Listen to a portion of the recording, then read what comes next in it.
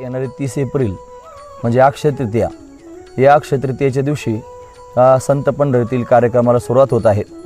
त्या दिवशी दिवसभर तगणी पारायण, हरिपाठ, बाकीचे सर्व तगणी उपक्रम होत संध्याकाळी 7 ते 9 परमपूजनीय, आदरणीय, प्रातस्मरणीय, हरिभक्तीपरायण श्री ज्ञानेश्वर महाराज कराळे, घाटावरची माऊली आणि यांचं त्याने कीर्तन 7 ते 9 या वेळेमध्ये होणार आहे.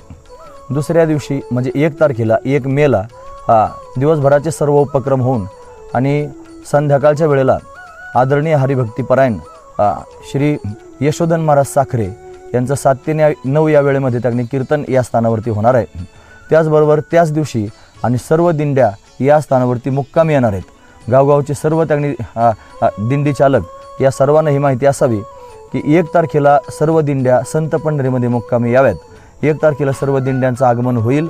त्यानंतर 2 तारखेला सकाळी 8 ते 10 या वेळेमध्ये सगळ्या दिंड्यांची नगर प्रदक्षिणा होईल. त्यानंतर 10 ते 12 या वेळेमध्ये परमपूजनीय, आदरणीय, प्रातस्मरणीय गुरुवर्य श्री मारुती महाराज तुंतुणे शास्त्रीजी आणि यांचं त्याने 10 ते 12 या वेळेमध्ये शंकराचार्य जयंतीचं कीर्तन संपन्न होईल. त्यानंतर दुपारच्या सत्रामध्ये आणि श्री चांगदेव महाराज शेडाळेकर म्हणजे म्हस्के त्यांना अशा पद्धतीने पुरस्कार देण्यात येणार आहे. दरवर्षी आपण जो पुरस्कार देतो तो पुरस्कार त्यांना देण्यात येईल आणि संध्याकाळी 4 ते 6 आपण काल्याचं कीर्तन करून त्यानंतर महाप्रसाद होईल आणि त्या कार्यक्रमाची सांगता होईल. असा 3 दिवसांचा हा कार्यक्रम आहे. आपण सर्वांनी 3 दिवसाच्या या कार्यक्रमामध्ये सहभागी व्हावं. रामकृष्ण हरी.